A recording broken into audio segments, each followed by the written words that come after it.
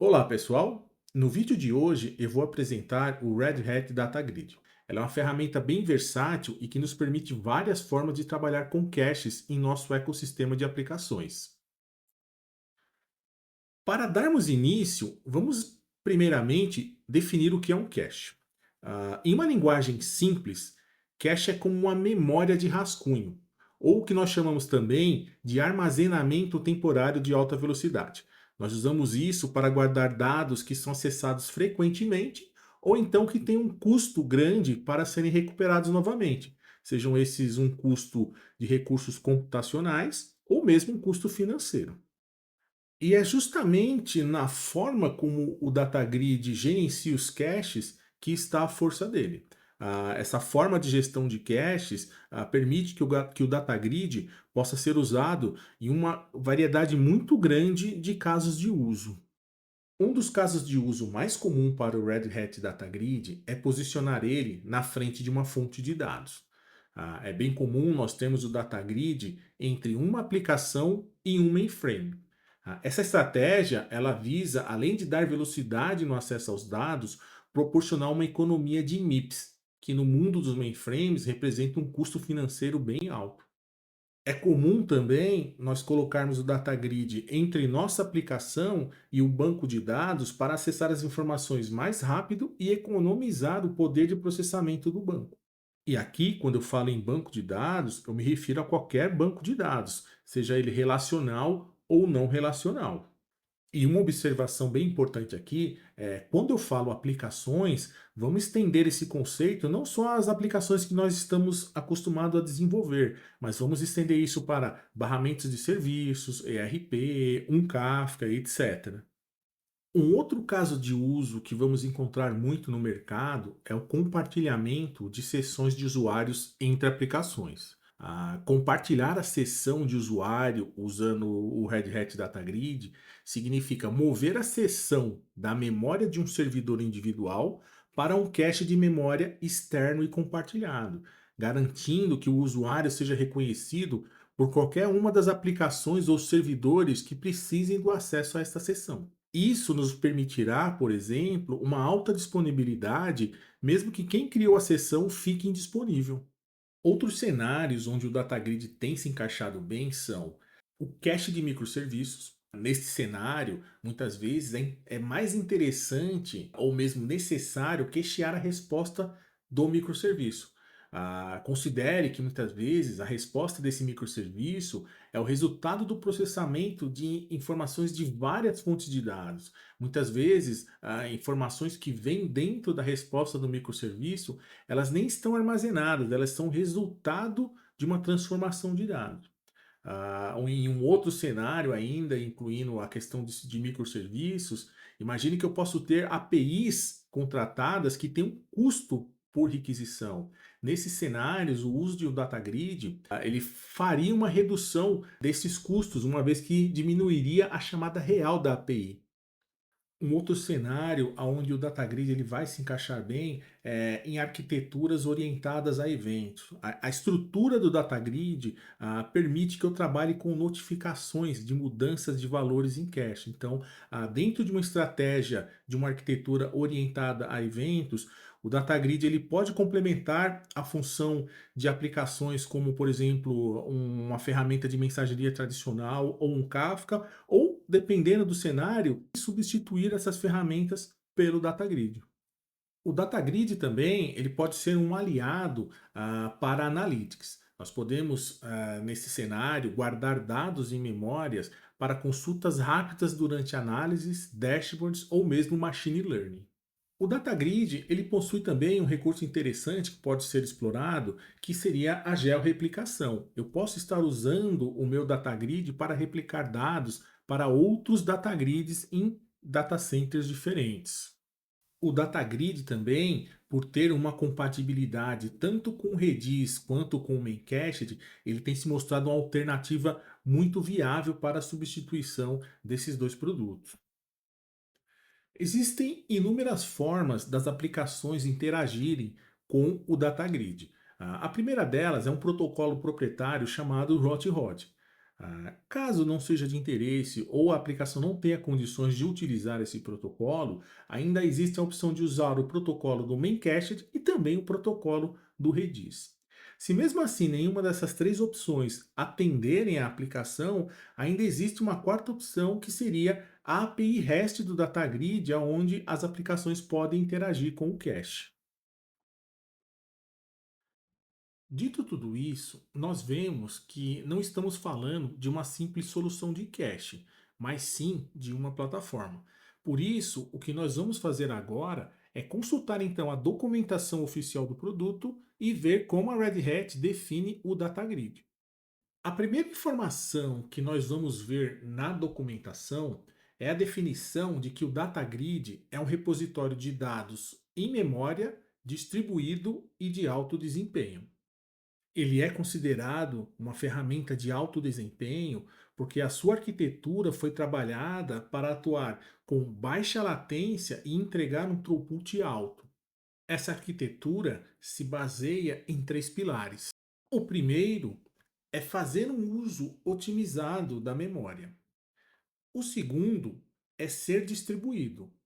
E o terceiro é ter mecanismos de concorrência otimizados. Uma outra informação bem interessante que a documentação vai nos dar é que o DataGrid ele também é capaz de armazenar praticamente qualquer tipo de informação, desde um texto simples até dados complexos e estruturados, o que acaba por dar uma característica até de banco de dados ao produto. Essa definição do DataGrid como um banco de dados, ela vai poder ser observada quando nós olharmos a documentação do Infinispan. Na documentação do Infinispan, nós vamos ver a referência do DataGrid como sendo um banco de dados em memória. Contudo, algumas pessoas vão questionar essa definição do DataGrid como database, alegando que o DataGrid, por exemplo, não possui uma query language que seria um requisito para ser considerado um banco de dados.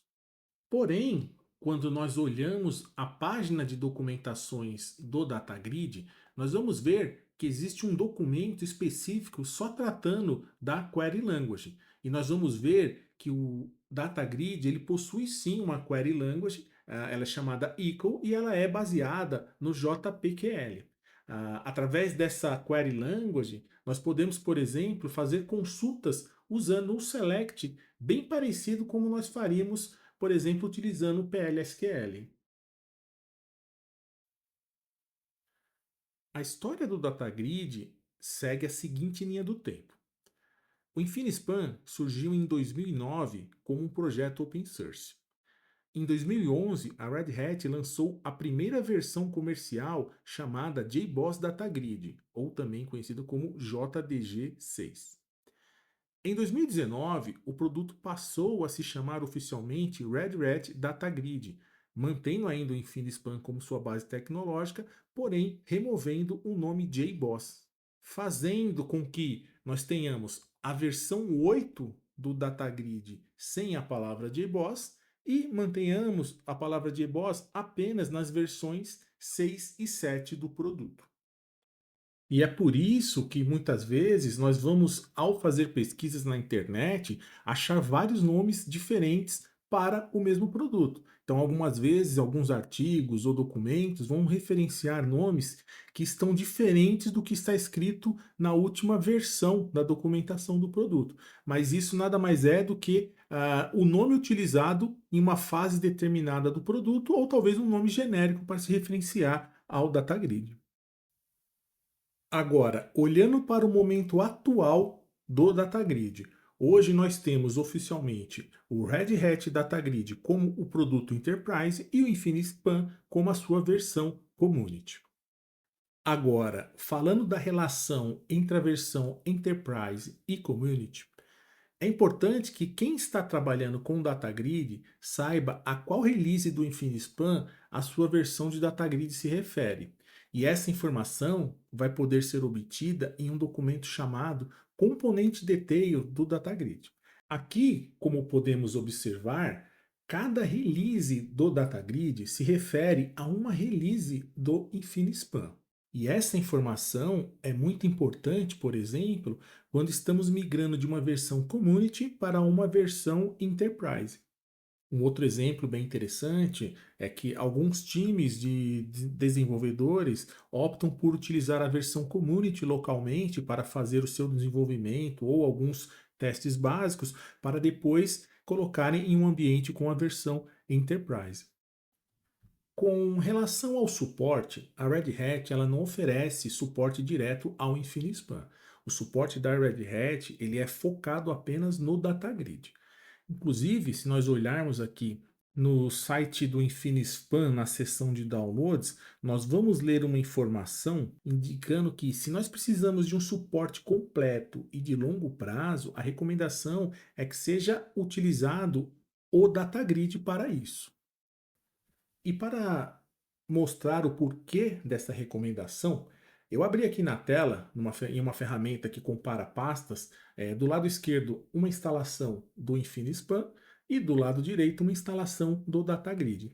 Se nós navegarmos aqui pela estrutura de arquivos e pastas, nós vamos ver que as bibliotecas que são utilizadas pelo DataGrid, todas foram reempacotadas pela Red Hat. Então, houve uma verificação dessas bibliotecas, em algumas houve uma certa customização. Então, assim, por causa disso, a Red Hat ela se torna responsável por esse empacotamento que ela fez, coisa que ela não tem condições na versão Community, porque não é só a Red Hat que contribui, né, na versão Community. Ainda falando do empacotamento do DataGrid, a Red Hat disponibiliza duas distribuições do DataGrid. Uma distribuição para o OpenShift e outra distribuição para Linux. No passado, o DataGrid ele tinha suporte para o Windows, mas hoje esse suporte já não existe mais. Com relação ao Linux, o que a Red Hat suporta é a utilização do Red Hat Enterprise Linux, apesar de nós sabermos que o DataGrid também pode ser executado em outras distribuições do Linux. Apesar de cada ambiente, de cada distribuição ter suas particularidades, para quem usa o DataGrid, no caso para o desenvolvedor, isso é quase transparente. Eu vou mostrar para vocês agora a execução do DataGrid no Linux. A primeira coisa que eu fiz, portanto, foi fazer o download do DataGrid, e esse download nós podemos fazer de dois locais. Nós podemos fazer tanto do portal do cliente da Red Hat, quanto do site Developers da Red Hat também.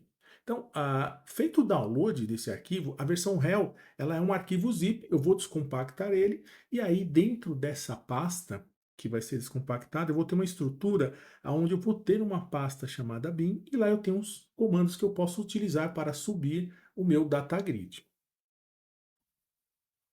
Para executar então o DataGrid, eu vou acessar a pasta bin dentro da estrutura que eu descompactei, e aí eu vou procurar um arquivo chamado server.sh. Esse arquivo ele starta o DataGrid. Aqui, como nós estamos só fazendo um teste, não vai ter nenhuma customização. Então só basta executar o server.sh e aí o DataGrid vai ser startado. Como é que eu vou saber que ele está pronto? Quando aparecer essa última mensagem aqui no log chamada Red Hat DataGrid Server, a versão started.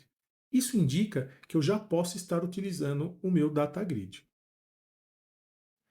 Como é a primeira vez que eu estou startando este DataGrid e eu também não fiz nenhuma customização nele, antes de acessar a console no browser, eu preciso criar um usuário para eu poder acessar esse DataGrid. Então, vou abrir aqui uma outra aba. E o que acontece? Dentro dessa pasta bin, eu tenho um arquivo chamado cli.sh. Eu vou utilizar esse arquivo para várias configurações dentro do DataGrid. Criação de cache, visualização de configurações e também a criação de usuários. Aqui agora eu vou criar um usuário chamado teste com a senha teste, só para a gente poder acessar a console e vocês poderem visualizar. Ok, agora o usuário está criado, eu vou abrir aqui um browser e aí a gente vai acessar e navegar na console do DataGrid. Agora, já com o browser aberto, eu vou acessar a console do DataGrid. Aqui, nesse ambiente, como é um ambiente Linux local, por padrão, essa conexão é HTTP. O host, no caso, é localhost, porque eu estou na minha máquina, no meu laptop. A porta por padrão aqui no DataGrid é o 11222. Então, quando eu acessar esse endereço, o browser vai me perguntar as credenciais, que são as credenciais que eu criei no passo anterior com o comando cli.sh. E a partir do momento que eu faço, que eu informo as credenciais corretas, eu já estou logado aqui na console do DataGrid, onde eu tenho total controle da ferramenta para criar caches, consultar o conteúdo de caches, fazer uma administração dos caches. Agora que nós já vimos o DataGrid em execução no Linux, vamos dar uma olhada no OpenShift. Eu tenho aqui um OpenShift instalado. Eu criei uma namespace chamada InfiniSpan DataGrid. Então, o que nós temos que fazer? Diferente do Linux, nós não precisamos fazer download. Nós vamos fazer essa instalação através do operator do OpenShift. Portanto, aqui no Operator Hub, eu vou procurar pela palavra DataGrid. Vai ter aqui o operator do DataGrid provido pela Red Hat. Não confunda com o InfiniSpan Operator, né? Então, DataGrid. Vou clicar no Install. Sempre seleciono ele para instalar numa namespace em específico. Não é uma boa prática instalar ele para all namespace, só em casos muito específicos também. E o recomendado para ambientes produtivos é que ele fique manual. Aqui, como é o teste, não faz diferença, então vamos fazer aqui uma instalação nesta namespace.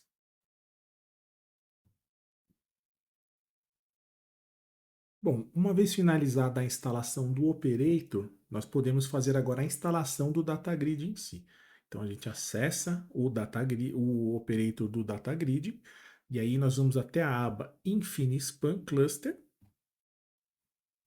E aqui na aba InfiniSpan Cluster é só clicar no Create InfiniSpan.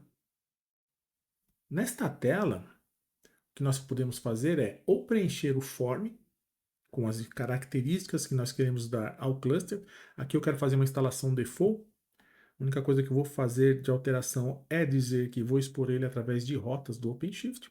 Ou então, nós podemos definir tudo isso via arquivo YAML, que é bem útil quando nós queremos incluir a instalação dentro de uma pipeline ou usar uma estratégia de GitOps.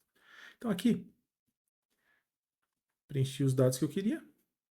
Só clicar aqui no Create Cluster e aguardar a instalação do cluster.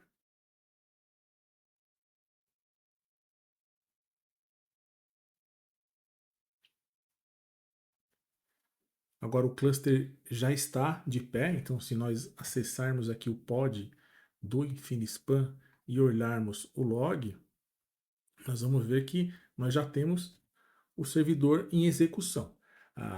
O que nós precisamos ver também é as secrets que são instaladas pelo operator. Como nós não customizamos nada também nesta instalação, vai ter uma secret com o final generated secret. Esta secret vai ter já um usuário para a gente poder acessar a console ou fazer uma conexão já para fazer o consumo e a escrita de caches. Aqui ele cria por padrão um usuário chamado developer, aqui no OpenShift, e cria uma senha aleatória. Eu vou copiar ela para a gente poder fazer um teste. Se eu acessar a aba de rotas do OpenShift, nós vamos ver que o operator criou aqui uma URL justamente para eu poder acessar a console.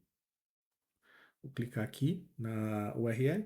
Perceba que deu um erro aqui, um alerta de certificado, por quê? Porque por padrão essa conexão por rota é HTTPS. E aqui nessa instalação eu estou usando um certificado autoassinado. Então eu vou acessar aqui a console. E agora vai ser exatamente igual à instalação que nós tínhamos no Linux. Primeiro ele vai pedir o usuário, vou colocar aqui o developer, e vou colocar a senha que nós copiamos lá da secret.